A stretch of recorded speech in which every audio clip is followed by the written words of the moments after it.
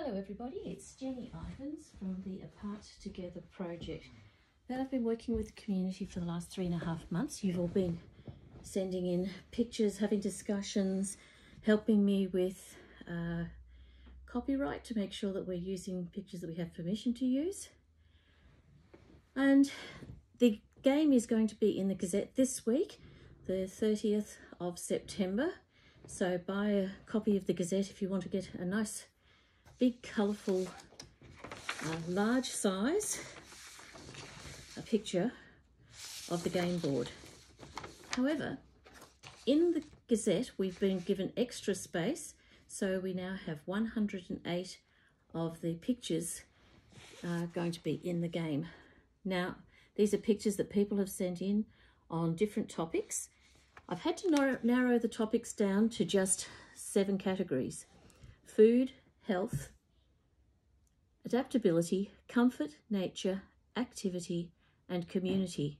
So these are things that people thought we needed most to be able to survive COVID-19 lockdown and come out healthily on the other side.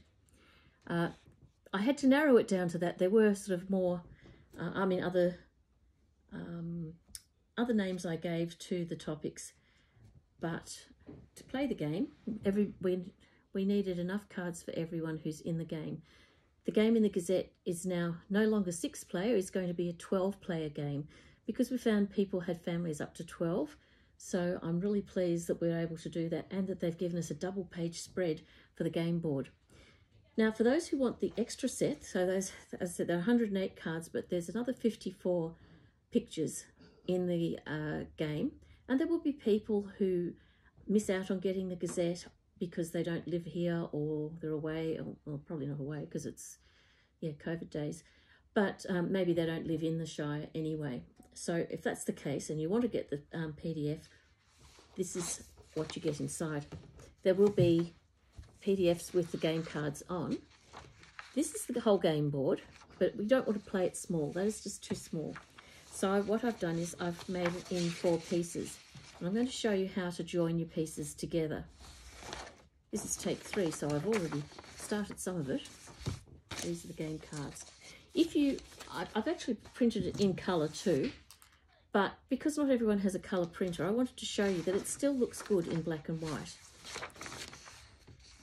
What I would suggest you do, because when you print it out, there's going to be a gap between the 2 pieces. So you could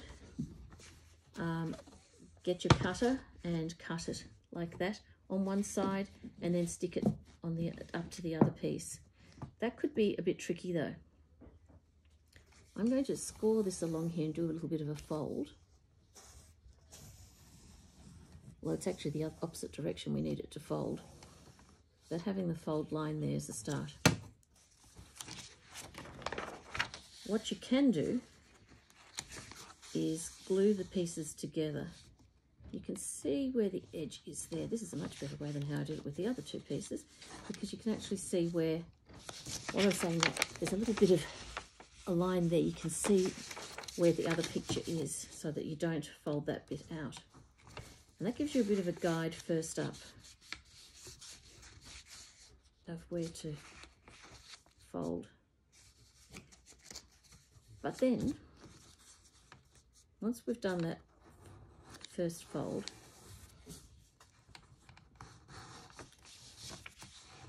press it down all the way along, then fold it back again. So that's the bottom part, which, as you can see, it's got how to play, some rules, the bottom part of Cardinia Shire. Here's the top part. It's pretty clear what needs to be joined together there. So how I suggest you can fold them together rather than having to, oh hold on, I remember what I was going to do next. Rather than having to cut it and risk cutting it in the wrong spot, you could get some tape, and I'm using coloured tape so you can see where I'm taping and how this just looks better on camera to be able to see what's going on. Let's do it this way around. So Let's put the tape on first from the top up here.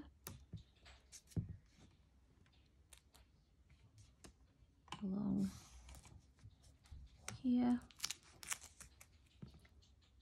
down to the other end of your piece of paper, and then we should cut it there.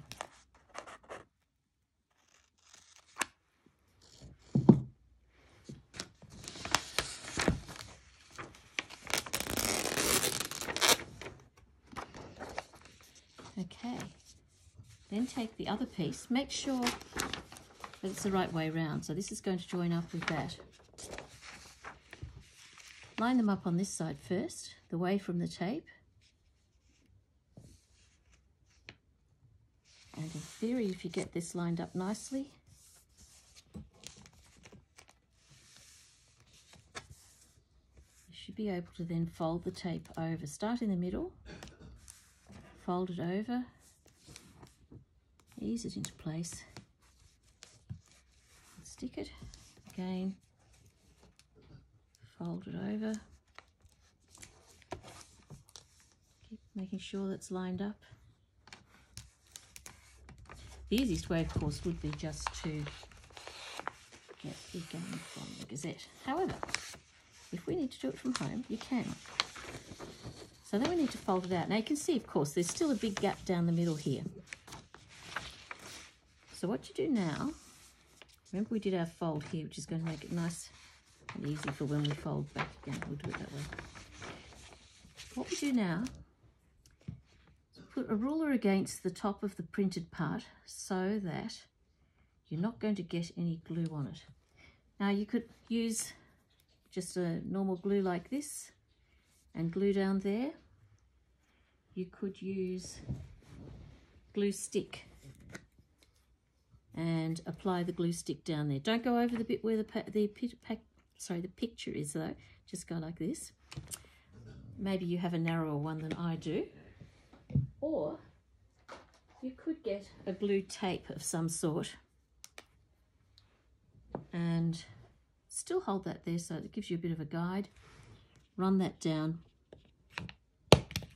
Actually, give it a little bit more room, whatever you need, so the tape goes where you want it to. I think probably about that distance. And you could use the ruler then as a guide, and hopefully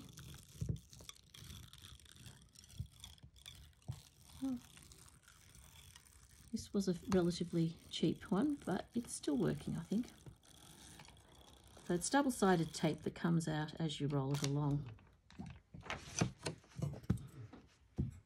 Then when you fold this over, going back to the same place we folded it before, push it, squeeze it together between your finger and thumbs. Then when we open it back out again, you should find, in theory, not quite as neat as I would have liked. You may decide that you think it's better to cut it, but this will still work. Good in theory, very tricky to do in practice. Like I said, get the one from the Gazette if you can. Anyway, so there we have the nice big game board. The next pieces you'll need are the cards.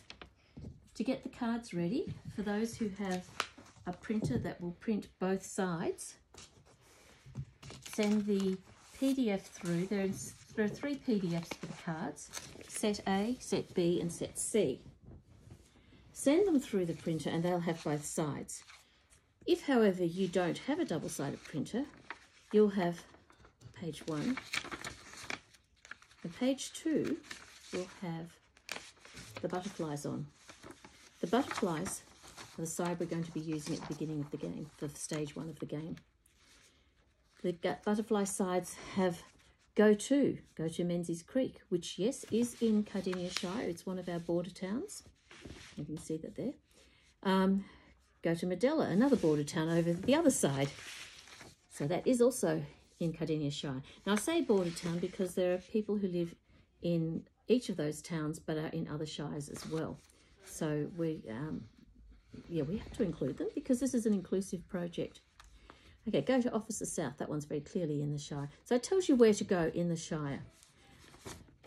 When you've got your cards, if you've got two sides like this, use your glue stick, glue all over. You can see through the paper a little bit where it is. You can print these in black and white too. They do work. Anyway, very carefully stick them together, press it down evenly, then cut them out into the individual cards. I'm going to show you the black and white cards for those who don't have a colour printer. So we've got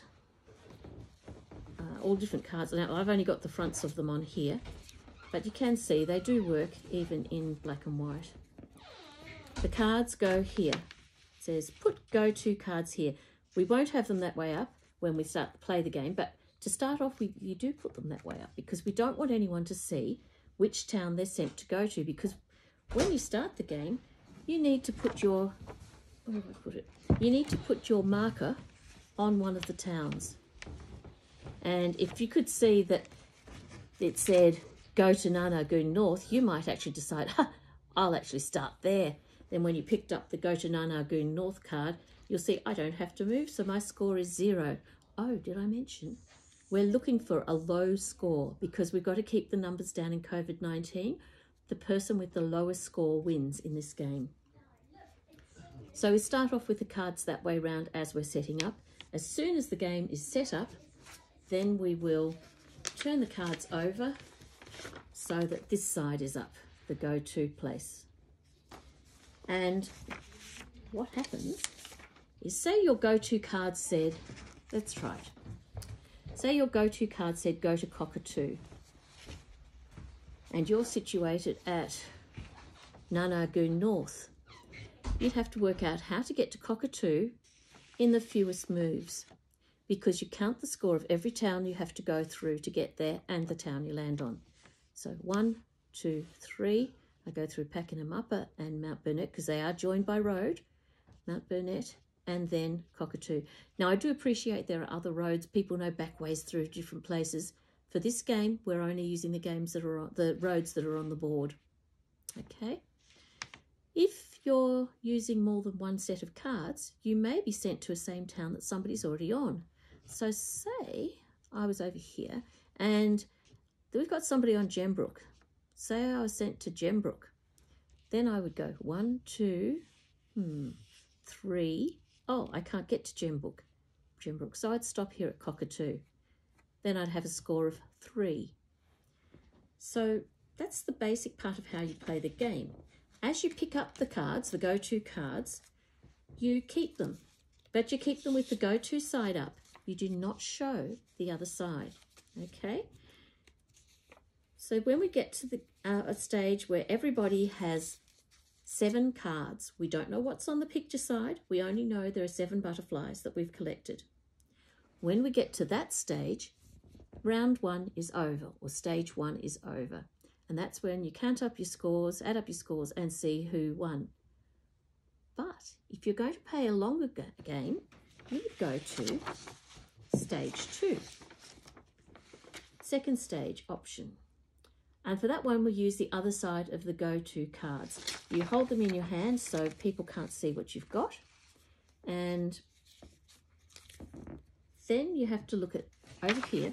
Remember I mentioned there are 7 categories of things we need? Have a look and see if the cards you've got fit into those 7 categories. Food, health, adaptability, comfort, nature, activity, community. I think I had a nourishment originally for that. There is a mug at in one of these places. We can call that food. So we had activity projects. I've had to narrow it down so that the game would work.